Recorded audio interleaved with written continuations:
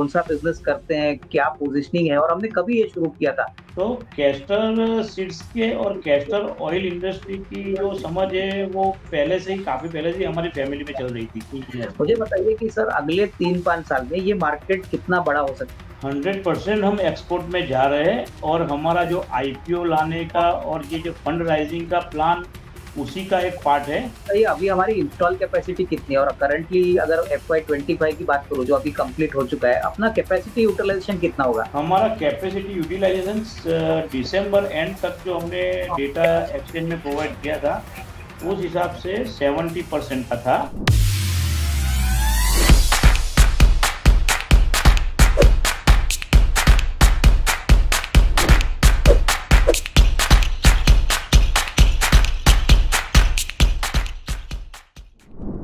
Welcome friends, my name is Avinash Gorakshakar and I welcome all of you to another interesting episode of Connexia High Flyers. Friends, as all of you are aware, we introduce to you emerging companies, from emerging sectors, and we make it a point to talk to the promoters and the top managements of such companies. And in this process, we get a lot of valuable information from them. We get to know about their company's business model, their growth journey, their future growth plans. And in this process, a lot of good information is shared to the investors, which helps them take a very conscious investment call in such companies. And friends, today we have got another interesting company which is going to go public very soon. The company's name is Vandan Foods Limited, and I have the privilege of having the managing director, Mr. Jitendra Patel. Jitendra ji, बहुत बहुत धन्यवाद sir. Hi. Thank you for your time. We also Thank have you very much Mr. for Krishna Thakkar. Basically he's from Nirbhay Capital Services Private Limited, who's the lead manager to the company for their public issue. So Jitendra bhai, पहला सवाल जो बहुत basic है, if you could tell us what is the business model of our company, हम कौन सा business करते हैं, क्या पोजीशनिंग है और हमने कभी ये शुरू किया था। ये बिजनेस जर्नी क्या आपने शुरू की थी या आपके फादर के टाइम से बिजनेस था, आपने उसको आगे कैरी फॉरवर्ड किया? सर इसके बारे में बताइए। एक्चुअली हम तो, हमारा फैमिली बिलोंग करता है फार्मर फैमिली से। We also farming sector. हमारे जो पिताजी थे वो भी फार्मिंग से जुड़े हुए थे। तो कैस्टर सीड्स के और कैस्टर ऑयल इंडस्ट्री की जो समझ है वो पहले से ही, काफी पहले से ही हमारी फैमिली में चल रही थी। और हमारा जो बिजनेस था, पहले ट्रेडिंग बिजनेस था वंदन फूड्स में, जिसमें हम spices, castor seeds and other seeds, agriculture seeds का ट्रेडिंग करते थे। उसके बाद हम हमारे वही एक्सपीरियंस को हमने कैस्टर ऑयल मैन्युफैक्चरिंग के अंदर एस्टेब्लिश किया, और हमने ये कैस्टर ऑयल मैन्युफैक्चरिंग स्टार्ट किया 2022-23 से। एंड उसमें हमने जब स्टार्ट किया तो हमारा सेल्स था 48 करोड़ का पिछले साल का, और फिर ये 2024-2025 में हमने उसको बढ़ा के 108 करोड़ तक अभी ले गए हैं हम। और हमारा बिजनेस मॉडल वैसे तो B2B ज्यादातर रहता है। हम उन कंपनियों को हमारा ये प्रोडक्ट सेल्स करते हैं जो कैस्टर सीड हो गया, जिसे FSG ग्रेड बोलते हैं। एंड उसके अलावा इसका एक बाय प्रोडक्ट निकलता है कैस्टर ऑयल केक। तो हम बेसिकली दो चीजों में अभी मैन्युफैक्चरिंग करके पार्टीज, हमारी जो भी पार्टीज है उनको प्रोवाइड करते हैं हमारा सब ये।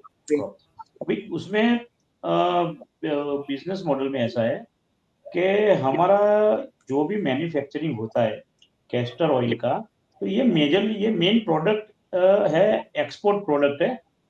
इंडिया में 85 वर्ल्ड का 85% कैस्टर ऑयल इंडिया से ही प्रोड्यूस होता है और अदर कंट्री में डिस्ट्रीब्यूट होता है।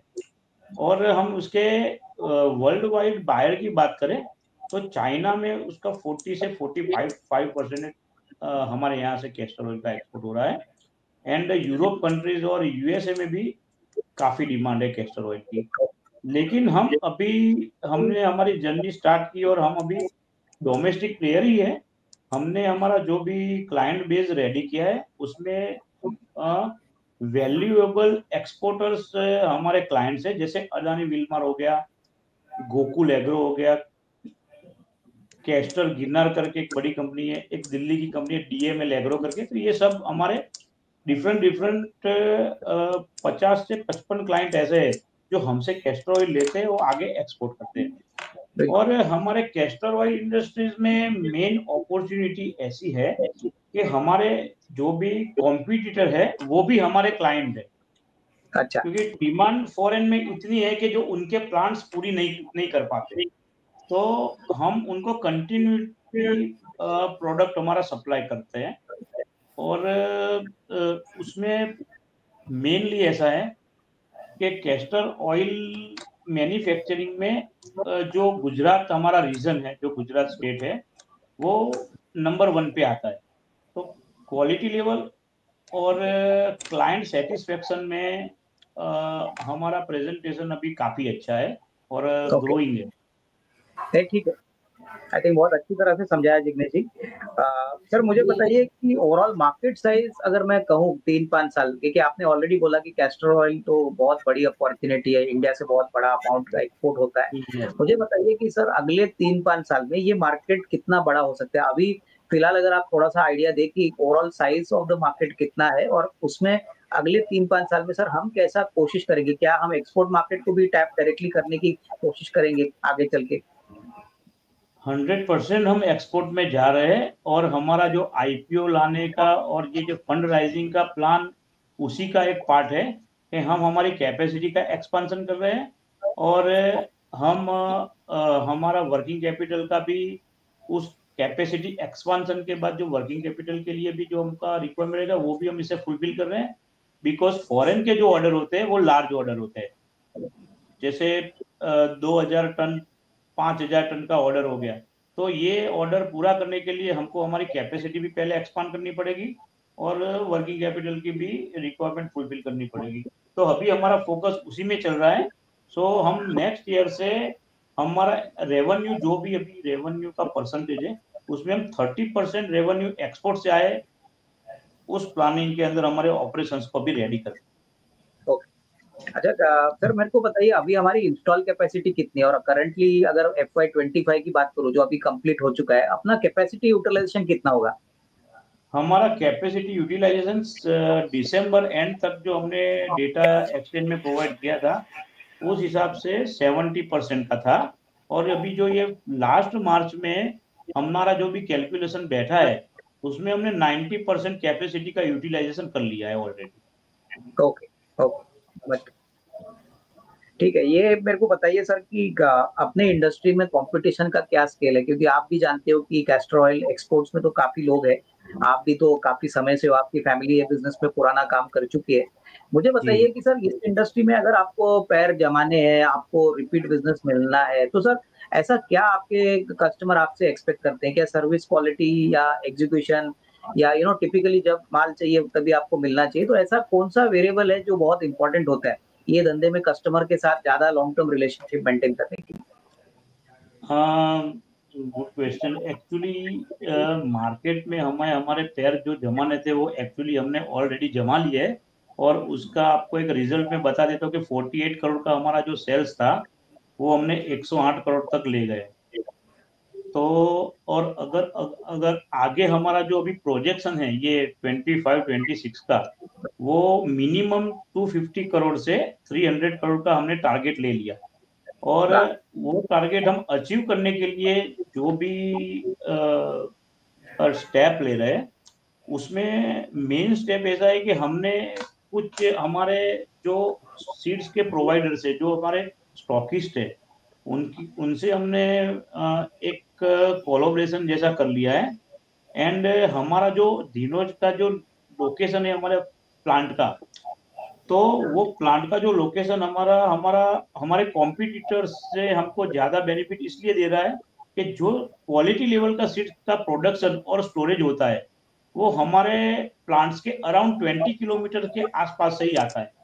तो हाँ। हमको क्या है कि जो हमारा रॉ मटेरियल का रिक्वायरमेंट है वो कंटिन्यूसली हमको मिल रहा है, उसमें हमको कोई ब्रेक नहीं आ रहा है। अभी फिलहाल के टाइम पे हम बात करें, तो अदर प्लांट्स उनकी 40% से 45% की कैपेसिटी पे रन हो रहे हैं। और वहां पे हमारा प्लांट करंटली 24x7 अभी 100% की कैपेसिटी पे हम अभी रन कर रहे हैं। अच्छा। एंड कैस्टर ऑयल की जो डिमांड है, तो उसमें ये कैस्टर ऑयल का जो प्रोडक्ट जिस जिस कैटेगरी में यूज होता है, तो वो कंटिन्यूसली वो डिमांड पूरे साल चलता रहता है। बीच में अच्छा। ऐसा कोई अदर मार्केट के जैसे ऐसा कोई मतलब टाइम नहीं आता कि भाई चलो ये 3 महीने के लिए कैस्टर ऑयल की डिमांड फॉरेनली कम है। बस बिल्कुल। कुछ जियो पॉलिटिकल रीजन आ जाते हैं, जैसे वॉर हो गया तो बात अलग है, बाकी हाँ। कंटिन्यूसली हमारी डिमांड अभी ग्रो कर रही है। और बिल्कुल। और एक चीज और बताना चाहूंगा मैं कि जो पिछले 10 साल में ऐसा था कि कैस्टर ऑयल इंडस्ट्री 5% के रेशियो से ग्रोथ कर रही थी। तो आफ्टर कोविड ये इंडस्ट्रीज ने ग्रो का जो परसेंटेज है वो 8 से 10% के हिसाब से अभी बढ़ रहा है। और आगे जाके जिसमें जो भी नए नए रिसर्च और वो सब हो रहे हैं, तो उसमें ऐसा लग रहा है कि 15 से 18% तक ग्रो करेगी आगे। ओके, समझ। अच्छा, जितना जितना कि मेरे को एक बात बताइए, आपने बोला कि आपका काफी सीड सप्लायर्स के साथ कोलैबोरेशन है जहाँ पे आपको रॉ मटेरियल टाइम पे मिलता है। तो मेरे को एक बात बताइए, मोटा मोटी रॉ मटेरियल प्राइसिंग कितना इंपॉर्टेंट होता है हमारे धंधे के लिए? अगर मान के चलिए कि रॉ मटेरियल प्राइस बीच में बढ़ गया और आपके पास पुरानी इन्वेंट्री है, तो आपके लिए तो अच्छा है, लेकिन अगर नया कॉन्ट्रैक्ट आपको मिलता है तो कस्टमर के साथ जब रॉ मटेरियल कॉस्ट बढ़ता है तो आपके पास कोई सिस्टम होता है कि वो रॉ मटेरियल कॉस्ट का जो इंक्रीज है आप उनको पास कर सकते हो? वो raw I mean does it material work like that?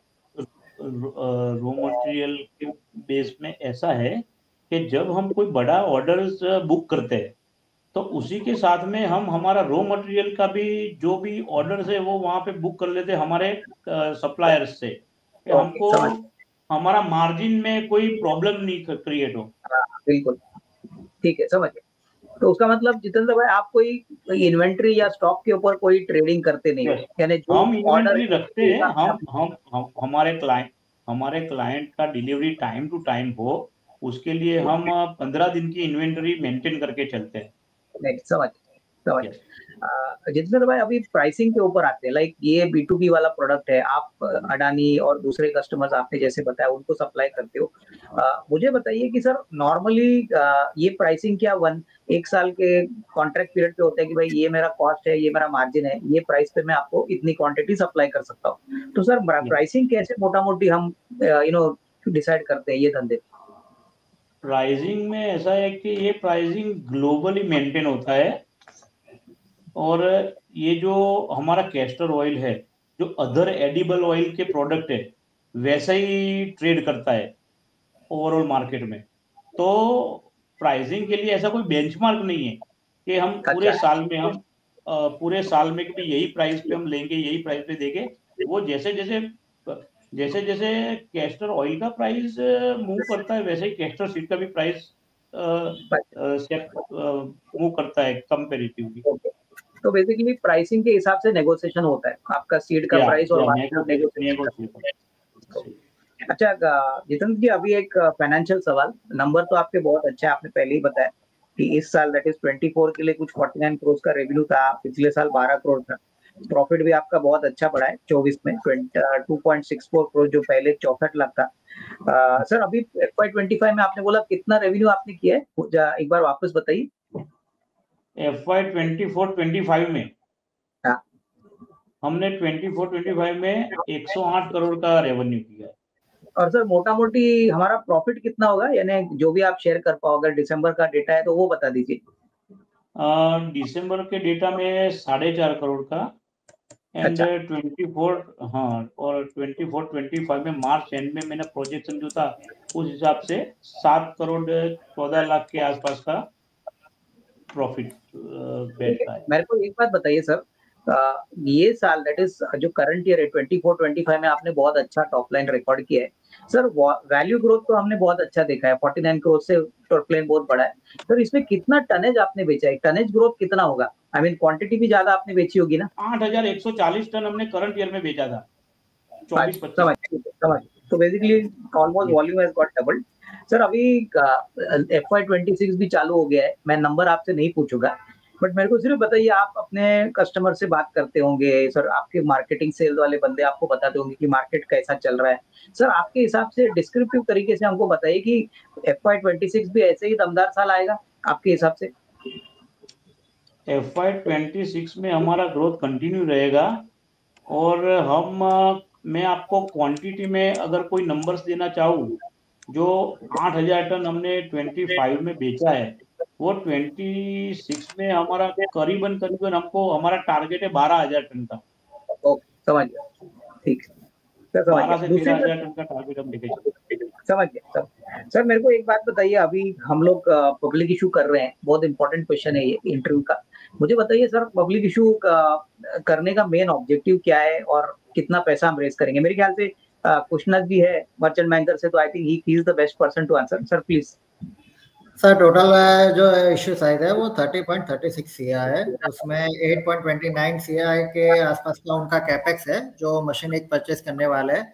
इसके अलावा 8.5 सीआर उनका वर्किंग कैपिटल है।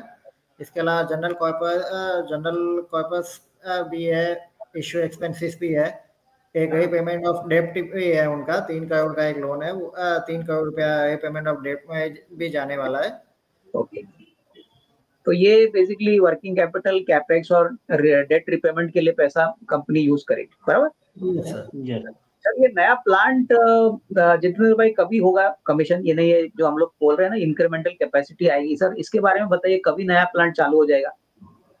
हमारा टारगेट है कि भी हम नए प्लांट की जो कैपेसिटी है वो यूज करने लगे अक्टूबर महीने से स्टार्ट कर लेंगे। अच्छा, अक्टूबर से करेंगे। और ये Yes. नया प्लांट में मोटा मोटी जितेंद्र भाई कितनी कैपेसिटी होगी? अभी हम लोग ने कुछ 8,000 टन बेचा है 25 के लिए, बट इंस्टॉल कैपेसिटी नई प्लांट की कितनी होनी चाहिए? नए प्लांट की इंस्टॉल कैपेसिटी में गिन के चलूँ तो पर डे की मैं बात कर रहा हूँ, per day 100 ton castor oil हम प्रोड्यूस कर लेंगे। अच्छा, ठीक है, समझ गया। पर डे का। और सर नए प्लांट के लिए मोटा मोटी जितेंद्र जी कितने नंबर ऑफ एम्प्लॉयज, यानी कितने इंक्रीमेंटल एम्प्लॉयज आपको खड़े करने पड़ेंगे?